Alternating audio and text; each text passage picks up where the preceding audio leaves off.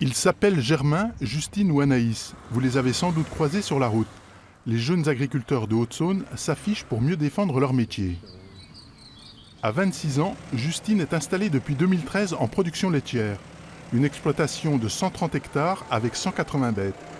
En plein débat sur la souffrance animale, la jeune agricultrice se sent incomprise et parfois méprisée. On aime nos animaux, on est passionné par notre métier, donc on fait tout pour qu'ils soient bien.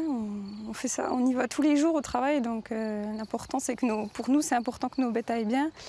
Et puis l'environnement, c'est aussi notre métier, on y fait attention et on entretient les paysages et ça on trouve que le grand public ne voit pas assez qu'on entretient les paysages, quoi. Donc le but de cette campagne c'était de montrer ce qu'on savait faire.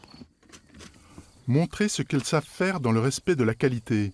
C'est aussi le choix d'Anaïs, installée en polyculture élevage, chevaux, moutons et vaches à lait. Ce qu'on produit aujourd'hui, c'est pour nos enfants, c'est eux qui le mangent, c'est nous qui le mangeons.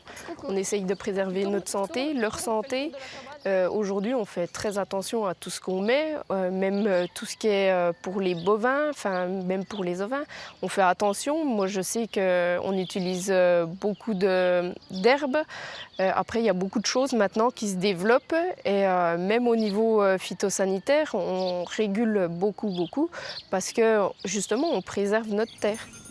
Ce souci de préservation a conduit Anaïs à élever des Shropshire, une race de moutons particulièrement adaptée pour le désherbage des sapinières. C'était une opportunité qu'on avait justement d'entretenir justement ces sapinières, de proposer donc un entretien écologique parce que du coup il n'y a plus d'utilisation de désherbants pour enlever l'herbe. Si les jeunes agriculteurs sont conscients des enjeux environnementaux pour l'avenir de leur profession, à l'heure des états généraux sur l'alimentation et l'agriculture, il est parfois difficile pour cette agricultrice de s'y retrouver dans les contradictions politiques. Les états généraux de l'alimentation, ils veulent une alimentation de qualité, que les agriculteurs produisent toujours mieux.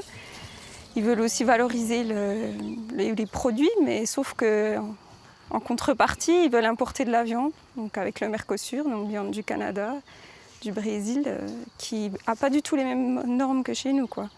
Elles ont des hormones, beaucoup d'insecticides et donc en fait nous on ne comprend pas, quoi. On trouve que c'est incompréhensible, quoi.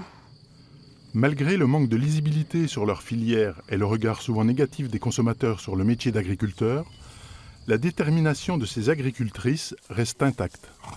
Pour moi, la satisfaction, c'est de voir mes bêtes en bonne santé, c'est de faire des produits de qualité, d'avoir de la viande de qualité pour les gens. Aujourd'hui, nourrir des gens, je trouve que c'est un beau métier, quoi. Produire une nourriture saine et respecter l'environnement, à l'heure où l'interdiction du glyphosate n'est toujours pas inscrite dans la loi, le message reste difficile à afficher.